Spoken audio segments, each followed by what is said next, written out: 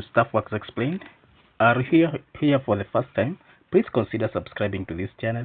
Also, hit the notification bell so that when we upload a new video, you are notified. In this video, we'll be talking about Nairobi Expressway.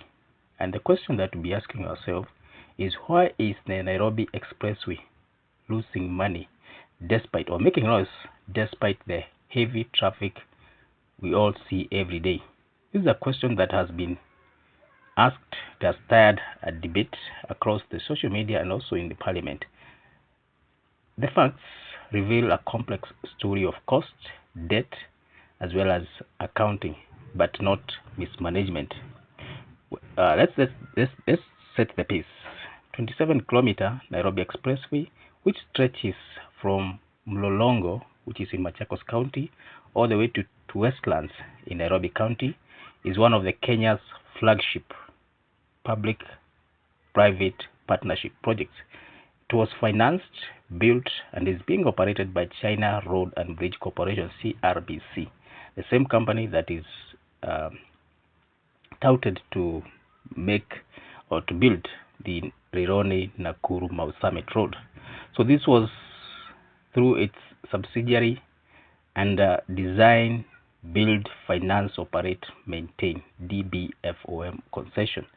The total construction cost was about 88 billion, fully financed by CRBC through commercial loans and equity. The government of Kenya did not directly fund construction. The private operator carries the financial burden, expecting to recover it through toll revenue over the concession period, which is 30 years.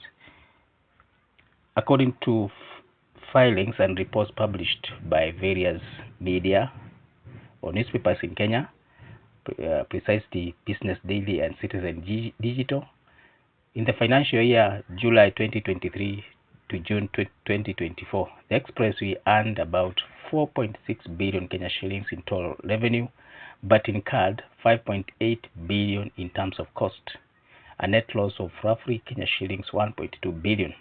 In the 6 months to December 2022, revenue rose to Kenya shillings 7.16 billion. Yet, total cost climbed to 9 billion, pushing the loss to about 1.84 billion Kenya shillings. Average daily traffic reached 67,298 vehicles, up from 50,000 vehicles in the first full year of operation. So, the expressway is busy, but still in the red. Why these losses despite huge use? Let's break this down. 1. Heavy debt service. CRBC borrowed heavily to build the expressway.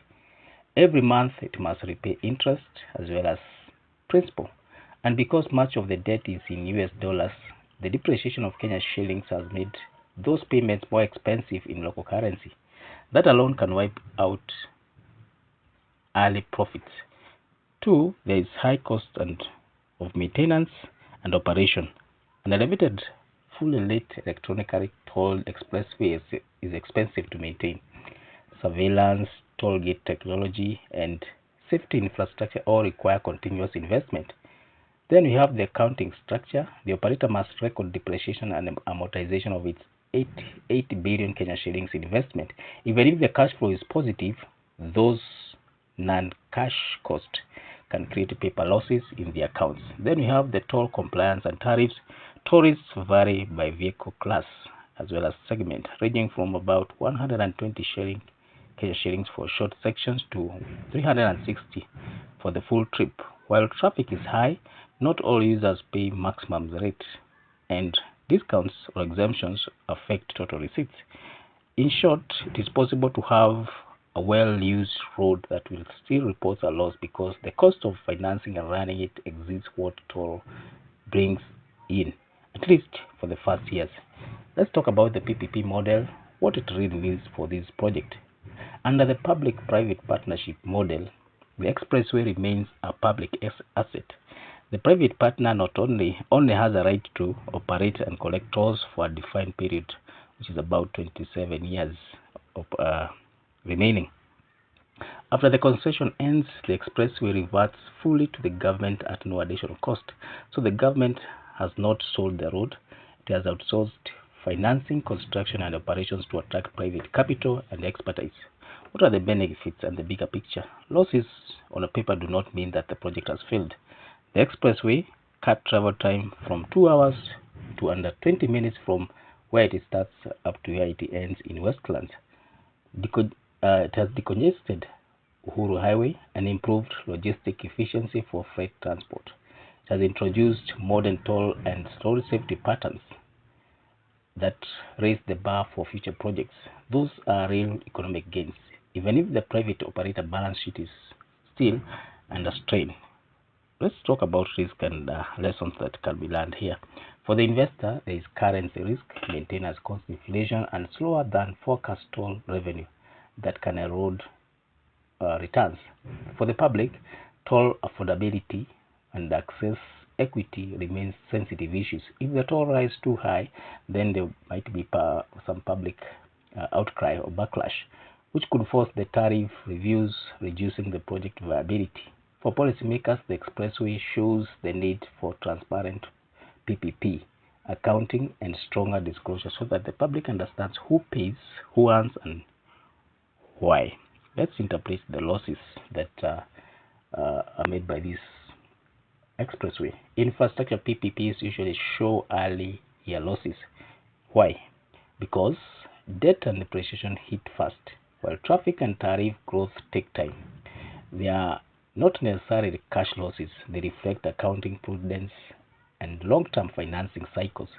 Over the concession period, if traffic remains strong and the currency stabilizes, the operator can recover costs and generate profit. In conclusion, we can say that Nairobi Expressway is not a financial disaster. It is a long-term investment still in its payback phase. The early losses are part of the concession normal life cycle. For Kenyans, it remains a functional success, cutting travel time, improving connectivity, and proving that private capital can deliver modern infrastructure. But it's also a functional caution, or a financial caution for that matter, showing that PPP success depends on sound forecasting, prudent borrowing, and transparent oversight. High traffic does not guarantee immediate profit, but it does mean that the road is working for the people. The numbers simply remind us that infrastructure finance patience is the price of the progress. So thank you for reaching this far. If it's your first time here, please consider subscribing to this channel. Also hit the notification bell so that whenever we upload a new video, you are notified. You can watch other videos that we have made on this expressway as well as other projects.